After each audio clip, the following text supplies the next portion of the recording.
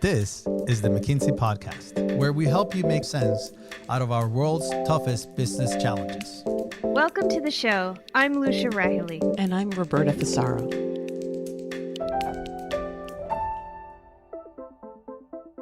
I also want to be careful that when we talk about social capital, it's not always social, right? It's not just how do you build connections through after work activities, those kind of things. It doesn't have to be that at all. In fact, I would argue that's actually quite ineffective. That's McKinsey senior partner, John Parsons. He's talking about something that is sorely lacking in organizations today, social capital, or the ties that bind colleagues together. He joins me and McKinsey partner Brooke Weddle to discuss. After, get to know Angela and Sebastian Sinisterra-Woods. They're associate partners and a married couple who share their insider view of McKinsey and how whiteboards aren't just for conference rooms. Brooke, John, thanks for joining us today on the podcast. Thanks, Roberta. Great to be here. Great to be here. So we're here today to talk about social capital, a topic that has always seemed to be this wonky term for what a lot of people call workplace connection or connectivity.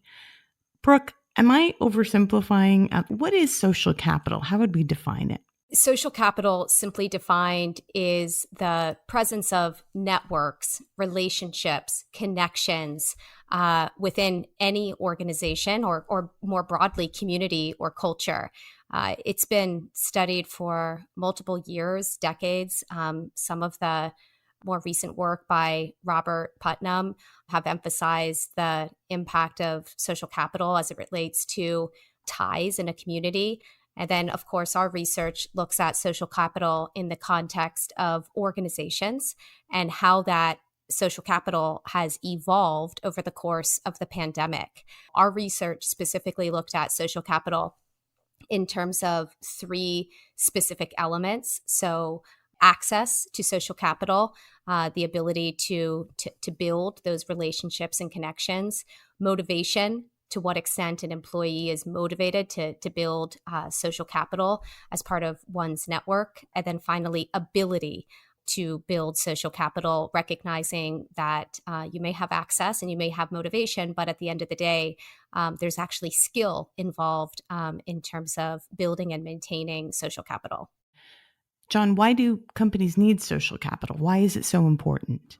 If you think about an organization, right, organizations are made up, it's either individuals, it's the teams that people work within, it's the leaders that are leading those teams. And there's different benefits for each of them. And so getting social capital right actually has benefits for each of those groups. For an individual, you may think about the connections that you're making that either facilitate greater creativity, greater learning. There's lots of research that shows if you have greater engagement, you're more likely to stay. It can also help with career mobility. If you're leading the teams or you're part of a team, social capital is sort of a building block that leads ultimately to that connection and that innovation and those sharing of ideas. Brooke, is there a downside to social capital? I'd imagine if you don't manage it well or if you don't manage it at all, there can be negative consequences for individuals or organizations. Is that true? Yeah, it happens to be a really nuanced concept, Roberta, which I think is exactly what you're getting at. So when you think about relationships that form some of the bonds around social capital, sometimes those relationships are homogenous, meaning they can lead to silos in an organization, or to use a very informal term, cliques. And we've seen that in some cases, groups that are of privilege in an organization can create relationships and connections that might be exclusive and not as democratic in terms of allowing others to access them. And this might be an unintended consequence of the fact that we like to hang out with people who are like us, right? But if we're talking about trying to get some of the full benefits of social capital in an organization, we need to be as attuned to some of those affinity or strong ties that connect people, just as much as we need to be attuned to some of those weak ties that connect people, that can actually lead to some of the spontaneous collisions that allow us to interact with folks that we might not necessarily have interacted with, and therefore, in some cases, a new idea is formed. It's really about your ability, the ability of an organization to manage social capital with a lens towards inclusion, right? I think the dark side comes if social capital becomes limited to certain groups or almost becomes exclusionary or isn't something that everybody can access equally. So you do have to be very thoughtful about how you include people. I'd really like to talk about the report that Brooke referenced and the research that we've done that shows that many companies today are actually running low on social capital and connections. What's creating this deficit, and what were the other findings that you saw through this research? There was a lot of conversation and dialogues with our own clients around, gosh, it feels like we're not as close to each other anymore, or seems like trust has gone down because we're not hanging out in the hallways pre and post meetings. So we conducted a large scale survey of US-based companies and found that indeed, when you looked at the results, access to social capital had gone way down. Specifically, fewer than 15% of employees reported that their network had grown. About a fifth of employees felt that they were more connected to people in their network. That's a very low number, to state the obvious. And even when you looked at people's external connections, similarly, less than 20% felt that those had grown.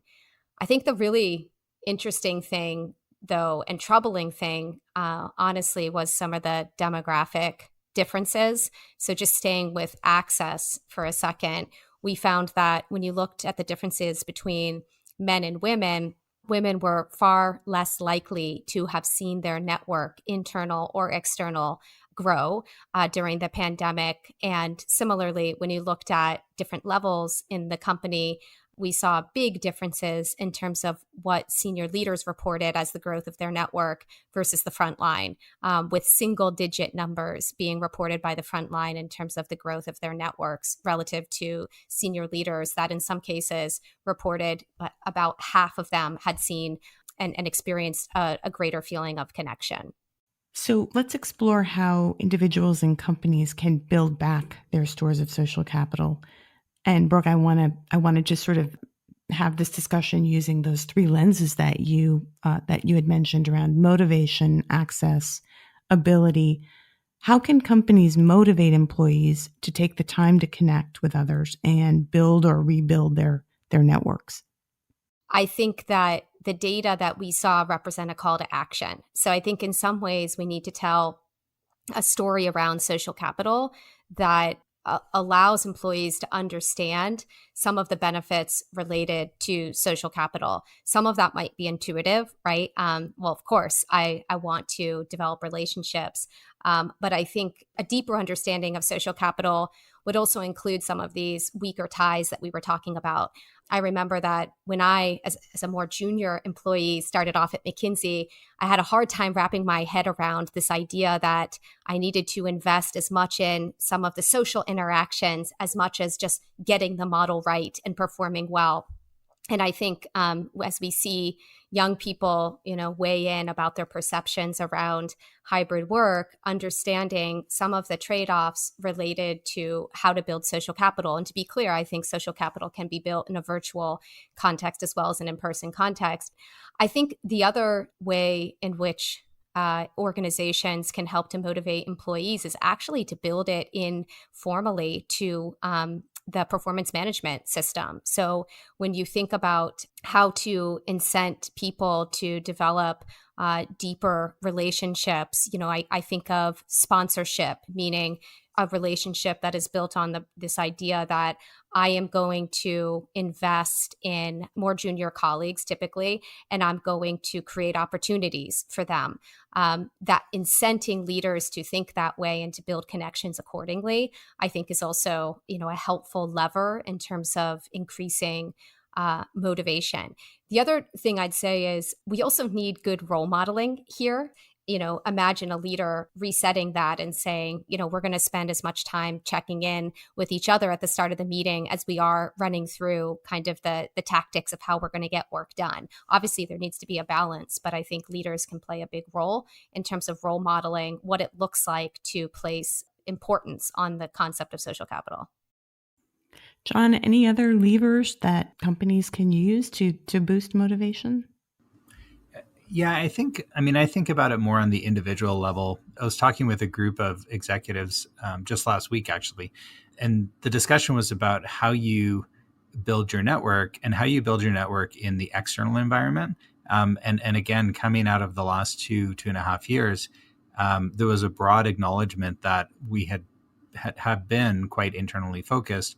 And now it's about just being deliberate about it, making sure that you're taking time, picking up the phone and scheduling meetings and going and getting to meet people and actually being thoughtful about what the network is and recognizing the benefit of doing this, that it is actually an important thing to do.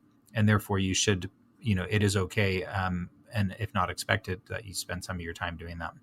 I want to turn to the access dimension, right? So how can companies ensure that employees have access to networking opportunities, or how do they gain more access to social capital? On the access point, I think it's really important to start with some kind of baseline, meaning an analytical baseline of what social capital looks like in the organization. One analysis that we frequently see being helpful is one where you identify key influencers in the organization. Influential not because of hierarchy, but influential because people go to these people in the organization for advice. Because they trust them, because they know that this person will understand and have information about what's happening. And there are analytical ways of identifying these people. And you can take that input and actually create a social network map, right, of the organization. And you can figure out, where are the bridge builders? So the people that are connecting otherwise disconnected groups. Where are the super influencers? So the people in the organization who are connected to other influential employees in the organization, and so on. So I think bringing some kind of rigorous analytical baseline is a really critical first starting point to having any conversation around access to social capital in the organization. So, John, can you provide an example of a company that actually was successful at providing access to employees and where social capital then was allowed to flow freely? It's a colleague who shared the story with me, which was, we were working with a client on a performance transformation, an ops transformation, trying to improve production, get cost out. And it wasn't going very well, right? People were not buying in, things weren't moving. And by chance, they added somebody to the team, to the central project management office as a finance analyst, just to record the numbers and help with reporting. But this individual sat quietly at the end of the table all day, recorded the numbers, was part of the team, engaged in conversations, but didn't really say too much. But all of a sudden, it turned out that people started showing up and asking questions about the transformation. Leaders in the organization started engaging. People wanted to know what it was all about and actually started participating. And before you knew it, it was taking off and they were starting to see the performance improvement. What we found out afterwards was this individual who had been selected to the team was one of these super connectors that Brooke's talking about. He was the chairman of the president of the social club. He was the captain of the softball team. He used to hold a poker game at his house every Saturday night. And so he had all of these contacts and connections within the company. And when he was having those events, he would be talking about what he learned all day and what was going on, and that it was actually not a bad thing and that they were really trying to help the company. And so it just it added credence. That wouldn't have happened if it wasn't for the fact that this individual had that social capital and had that credibility with all of his colleagues. It's a great story. Finally, I wanted to get to the ability dimension, and I'm curious about what sort of structures or resources companies can use to boost people's ability to build social capital in the workplace. First, I think it's interesting that the research showed that the numbers in terms of ability were higher relative to access and motivation. So employees at least felt a greater degree of confidence with 50% reporting that they have the time and they know how to build out their network. So that was kind of an interesting finding, that it might just be in general more of a access and motivation question. Now, that being said, these are perceptions of ability. And I think one thing that I've seen in working with organizations is helping to invest in employees' understanding of the different kinds of social capital. So similar to what we were talking about before, there are strong ties, and those can even be friendship ties. And there are weak ties in an organization. And you get very quickly understand, gosh, my network is a little bit biased to having these really strong connections, which is terrific. But how can I create more of these weak ties to bridge to different parts of the organization, which might open up different opportunities? And so I think, raising an employee's awareness around these different ties and the specific functionality of those ties can be a real game changer, especially for, people who are trying to, advance in their career and understand the landscape of opportunity and development. John, are there any other points around ability that you would like to add here? I also want to be careful that when we talk about social capital, it's not always social, right? It's not the idea of how do you build connections through after work activities, those kind of things. It doesn't have to be that at all. In fact, I would argue that's actually quite ineffective. I think it's more if you think about it in a work context, you really build these social connections when you help somebody, right? When you go out of your way to be a sponsor, to create an opportunity to introduce them to somebody, just show that you actually take a genuine interest and care in the individual, and they will reciprocate, or they will pass it on to somebody else. And all of those small actions end up creating a social bond and social capital within the organization. Are there ways that companies can make physical changes or otherwise sort of make it easier for folks to build social capital or to make these connections? So that's a great question. We recognize that the physical space that we had before the pandemic actually doesn't make sense for us today. And part of that is because now people are spending a lot more time either working hybrid, working on Zoom. So open concept seating just doesn't make sense. So we're literally redesigning and renovating the office to create both deliberately more closed door spaces, so more, single meeting rooms, single offices, small meeting rooms where people can get together, while maintaining the larger open areas that are designed and purpose for having lunch together and having a coffee and sitting down and talking. But you have to do both. And if we don't make the physical changes for the ability for people to work, they're not going to come to the office at all. And so you lose the second benefit of those social connections. Brooke, anything to add there? The thing that I've seen other leaders think through is, what are my own biases around work and working in the office versus working at home? And how can I actually modulate those to be a little bit more open-minded around what actually is possible? I think I personally have, I have a bias, I would say, to being in the office and being around people. I'm a very extroverted person, but I think I've learned that there are ways to connect virtually that I might not honestly have been exposed to had it not been for this experience that we had during the pandemic. And so I think instead of, kind of reverting back to a world in which we are more dominated by this in-person work, I think we should learn from some of those experiences and readjust our own notions so that we can create effective models that might actually be a little bit more diverse and inclusive of different preferences. With or without the pandemic, what are some best practices for maintaining relationships over time? I think a little bit like, one's physical health, it takes some focused attention. It requires taking stock. And the thing that I think we saw about social capital in the research was that it can be fragile. So if neglected, it can actually atrophy quite quickly, with those numbers going down so significantly in terms of the network that people reported and the network growth during the pandemic. Just very, very low numbers, especially I would say for groups that are in some ways already at a disadvantage. Women have left the workforce in disproportionately high numbers, and they're the ones that we're seeing the social capital actually having been reduced the most relative to men. So it's a bit concerning. And I think the best thing to do is focus time and attention on it and ensure that, just as John said at the start, the approach is inclusive so that you build and you maximize the positive impacts of social capital, of which there are many. I think the one trap to avoid falling into is that, yes, you have to be conscious of it. Yes, you have to keep working at it.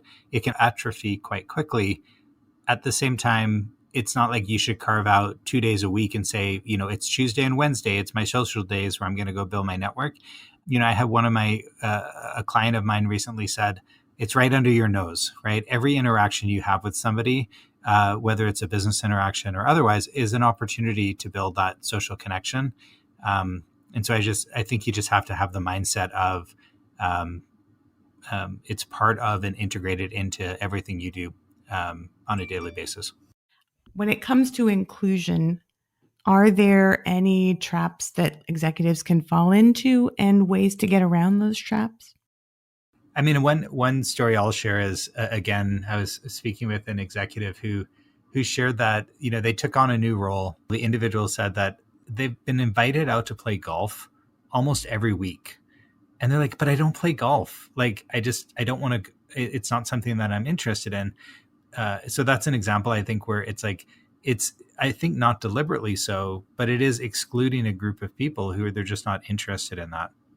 Right. So the solution is just don't be over reliant on that. Like if the way that you build a strong network at your organization is at 4:00 every day or 5:00, everybody goes out to drink at the local bar for drinks, you are by definition excluding people who either don't want to go there, don't drink, have to get home for kids, any number of reasons. Right. As you know, right, McKinsey defaults to a lot of like wind downs. Where people just get together and have drinks at the end of the day. And I had a number of folks in the office for various religious reasons who just didn't drink. So we actually went and bought a bunch of like specialty sodas and juice and stuff so that when we had a wind down, they actually had something different other than like the normal soft drinks and bubbly out of the fridge. I do think that, yeah, like you've got to challenge your own biases. Like, if going to golf is great for you, fine, keep going to golf, but recognize that you should probably do a few other things as well to broaden the inclusive aspect of building the social capital. Brooke, John, this has been terrific. Thanks for joining us today. Thank you, Roberta. It was a lot of fun. Yeah. Thank you, Roberta. Thank you, Brooke.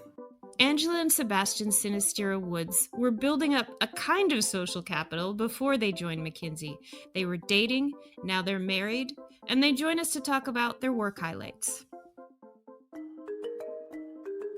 Angela and I met at a Halloween party. Neither of us really had any sort of memorable costume. I was dressed as a nerd, not that hard, not that different from my usual attire. I attended a McKinsey information session while I was at Duke. At that point, I had zero clue what consulting was, certainly no idea who McKinsey is. What really drew me was the opportunity to work across sectors, the public, social, and private sector, the opportunity to learn from a wide variety of industries and functions. The apprenticeship model is one of the hallmarks of the McKinsey experience, and it certainly delivers because you're never on any one project for too long.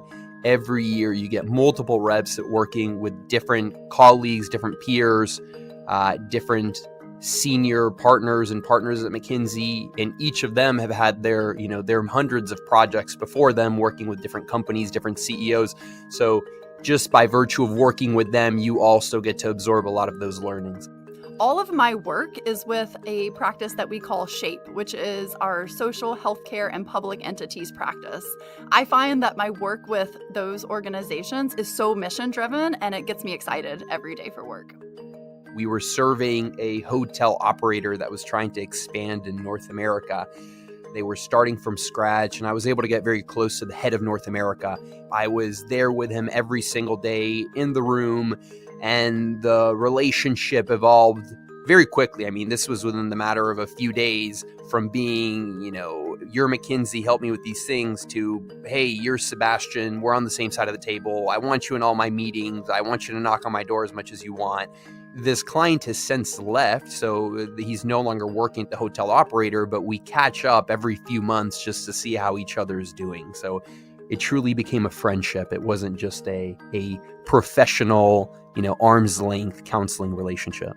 So one experience that I found absolutely fascinating was my work with Generation. Generation is McKinsey's nonprofit that focuses on training and placing people into life-changing careers that might otherwise be inaccessible to them. McKinsey teaches you to be very organized. We're not necessarily organized in our personal lives, to say the least. We're good at making lists. We have a whiteboard in the kitchen, if that tells you anything. The whiteboard has a list of things that we need to do for the house, for our personal house, with little check boxes, and it has an owner assigned. Is that Sebastian's responsibility or Angela's responsibility? I think it just turns into a tracking mechanism for all the stuff that we haven't done.